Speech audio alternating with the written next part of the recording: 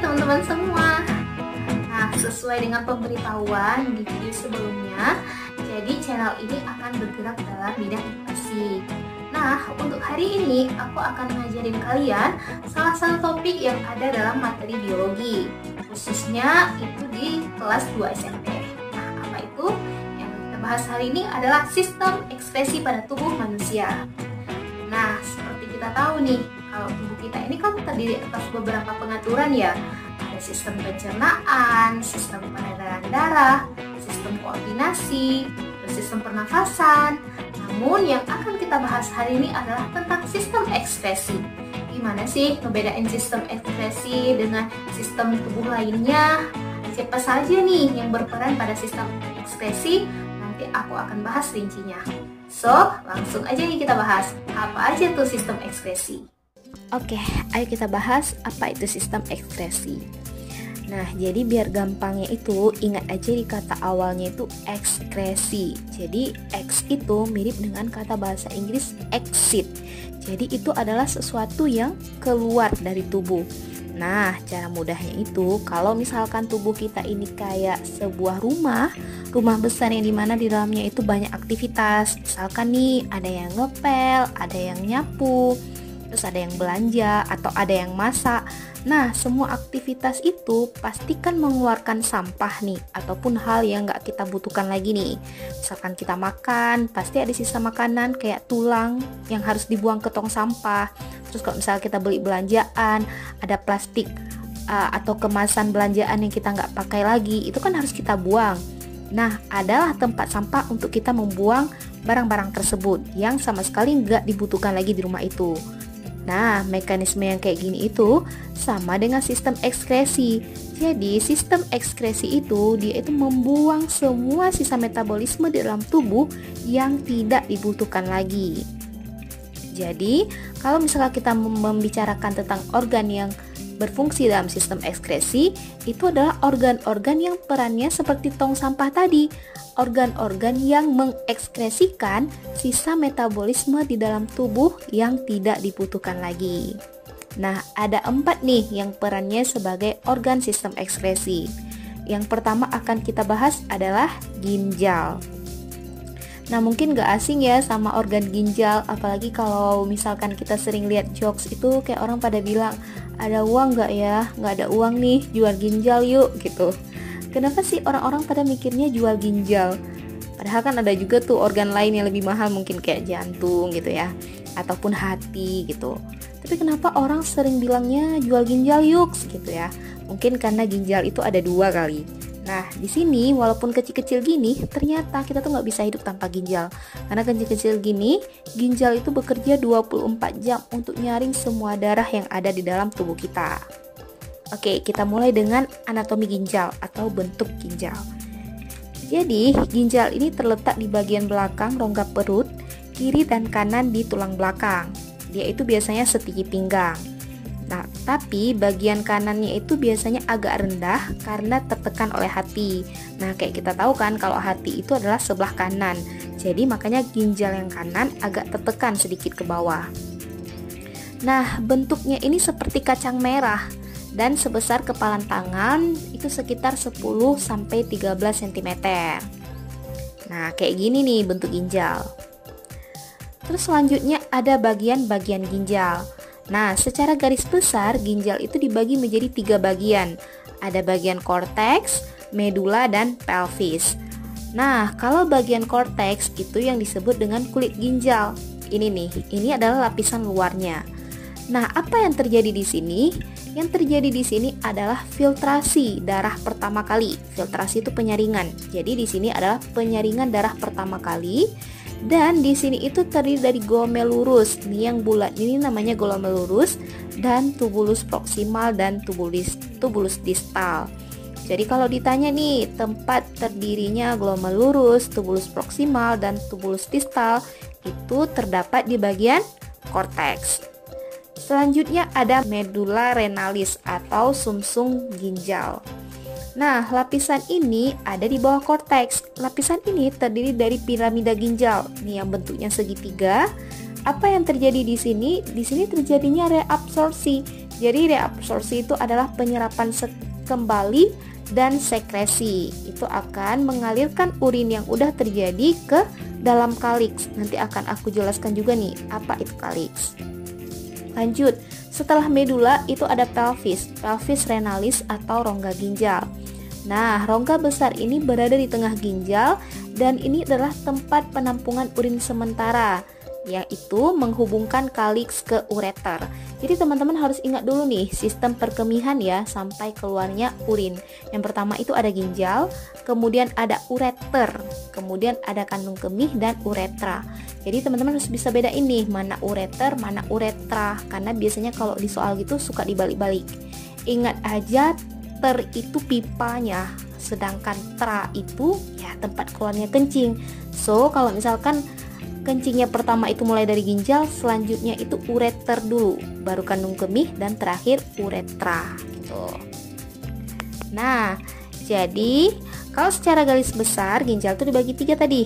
Ada apa aja? Korteks, medula, dan pelvis. Nah, baru ada namanya tadi kaliks ginjal. Kaliks ini adalah saluran kecil yang berbentuk corong di dalam ginjal yang fungsinya itu untuk menampung urin di piramida ginjal. Tadi piramida ginjal kan terdapatnya di medula renalis. Nah, kemudian dia itu akan dialirkan ke pelvis renalis. Jadi kaliks ini tuh kayak penghubung nih antara medula dengan pelvis. Kalau misalkan dianalogikan tuh kaliks ini kayak selokan kecil di rumah kita. Kan kita setiap hari nih mandi nih ataupun cuci baju gitu kan, ada air nih, airnya kan akan ngalir ke got depan rumah yang kecil-kecil. Nanti got ini kan pasti akan ngalir ke penampungan air yang lebih besar. Jadi kalau misalkan got kecil ini adalah kaliks, maka penampungan yang lebih besarnya itu adalah pelvis. Jadi dia itu yang membawa urin nih dari medula ke pelvis. Itu namanya kaliks. Kemudian ada 2 nih pembuluh darah yang harus kita bedakan. Ada pembuluh darah arteri dan pembuluh darah vena. Nah, cara gampangnya ingat aja kalau pembuluh darah arteri warnanya itu merah. Nah, tapi fungsinya beda nih. Kalau arteri fungsinya itu adalah membawa darah kotor. Jadi darah yang dibawa sama arteri ini penuh limbah sama sisa metabolisme, masih nyampur nih, masih ada hal yang harus dibuang, masih ada hal yang harus diserap, nyampur di dalam semua darah yang dibawa sama arteri. Nah, dia itu bawa dari aorta, jantung, ke ginjal. Kemudian darah ini nanti akan disaring oleh si glomerulus yang bulat tadi. Lanjut, selanjutnya ada vena ginjal atau renal vein. Dia ini yang berwarna biru. Tugasnya itu membawa darah bersih. Jadi darah yang udah disaring tadi nih sama si glomerulus, terus udah difiltrasi juga, udah direabsorpsi. Nah, kira-kira yang masih dibutuhkan itu, yang perlu dipakai untuk tubuh, itu akan dibawa sama si vena ini. Dia itu akan bawa darah bersih dari ginjal ke seluruh tubuh. Oke, kita lanjut. Yang kedua ada fungsi ginjal. Nah, secara umum pasti kan kita mikirnya ginjal itu kan tugasnya menyaring darah ya, kayak tadi memisahkan nih mana bagian-bagian zat tubuh yang harus dibuang, mana yang masih diserap kembali. Kayak urea, kreatinin itu kan biasanya dibuang, sedangkan zat-zat yang masih diserap tubuh, glukosa, protein itu dibawa oleh si vena tadi untuk ke seluruh tubuh. Hasilnya itu yang nggak dibuang dalam bentuk urin. Yang kedua yaitu mengatur keseimbangan cairan dan elektrolit. Nah, jadi ginjal itu dia menjaga kadar air, terus garam seperti natrium, kalium, sama klorida di dalam tubuh.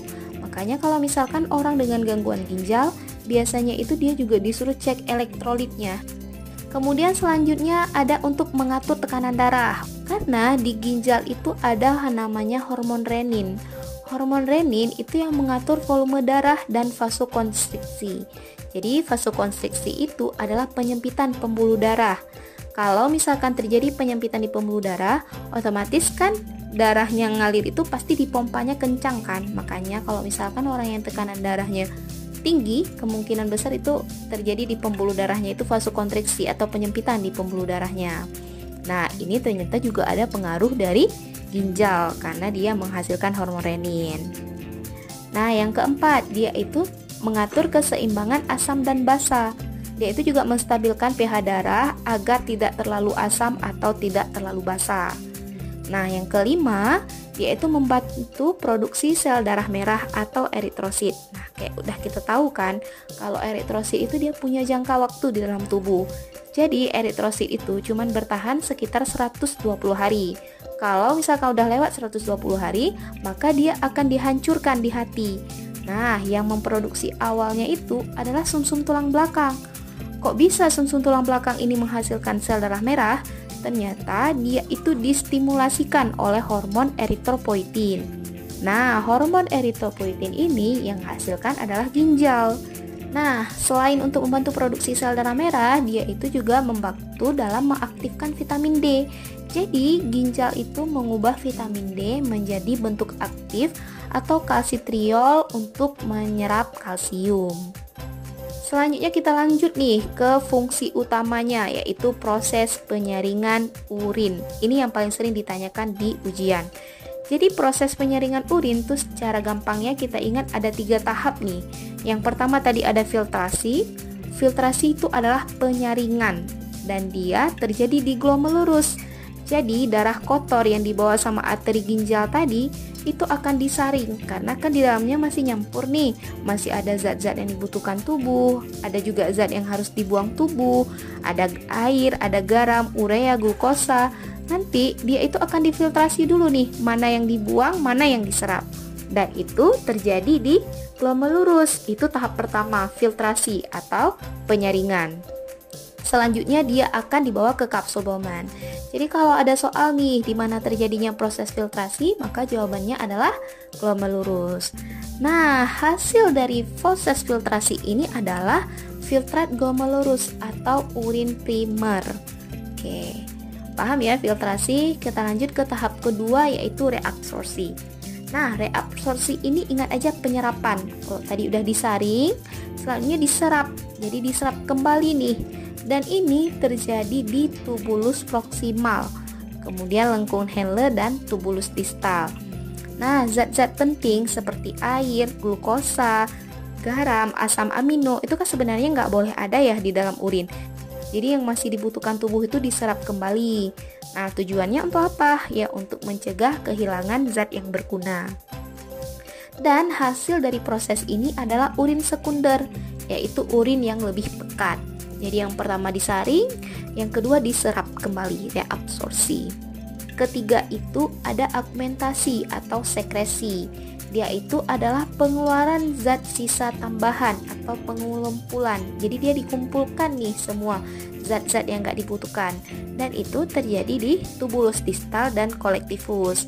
Jadi limbah tambahan seperti ion hidrogen, kemudian kalium, sama obat-obatan itu kan harus dikeluarkan nih dalam urin. Jadi dia dikumpulkan kembali nih di tahap sekresi ini atau augmentasi. Maka hasil akhirnya adalah urin yang sesungguhnya. Jadi cara gampangnya ingat, yang pertama ada filtrasi, itu menghasilkan urin primer, kemudian ada reabsorpsi, itu menghasilkan urin sekunder, dan yang terakhir ada augmentasi atau sekresi, itu menghasilkan urin yang sesungguhnya. Gitu tuh proses urin. Atau kalau kita lihat di animasi ini, kayak pertama itu glomerulus, disaring nih di glomerulus, kemudian lanjut ke kapsul Bowman yang di luarnya, dari kapsul Bowman dibawa ke tubulus proksimal. Apa yang terjadi di sini? Yang terjadi di sini adalah penyerapan zat-zat yang dibutuhkan tubuh. Setelah dari tubulus proksimal, maka lanjut ke lengkung Henle, kemudian masuk ke tubulus distal. Di tubulus distal sama tubulus kolektivus ini akan dikumpulkan nih zat-zat yang nggak diperlukan dan akan dibuang, diantar ke pelvis renalis. Dari pelvis renalis maka akan dibawa ke ureter. Dari ureter akan masuk ke kandung kemih. Nanti kalau kandung kemihnya penuh, maka kita akan membuang urin melalui uretra. Jadi kebayangkan kalau nggak ada kandung kemih itu kayak setiap proses penyaringan, karena kan ginjal nih kerjanya 24 jam nih. Jadi setiap hari dia nyaring terus darah. Kalau nggak ada kandung kemih ya kayak setiap saat nih sisa urin kita harus buang. Makanya kalau udah kebelet pipis, rasanya ingin pipis, maka harus segera, karena kandung kemihnya tuh kan udah penuh nih, makanya harus segera dibuang. Nah, itu dia teman-teman, apa maksudnya sistem ekskresi pada tubuh kita. Dan organ yang pertama kita bahas tadi ada si ginjal. Jadi walaupun kecil-kecil gini, ternyata ginjal kerjanya 24 jam loh di dalam tubuh kita untuk menyaring semua darah ada dalam tubuh kita. Jadi mulai sekarang, ayo sayangi ginjal kita dengan cara apa? Dengan cara minum secukupnya untuk tubuh kita. Kalau teman-teman suka video yang seperti ini, jangan lupa like and subscribe ya. Nanti kita akan jumpa di organ kedua nih, yang fungsinya itu juga pada sistem ekskresi. So, see you in next video. Bye!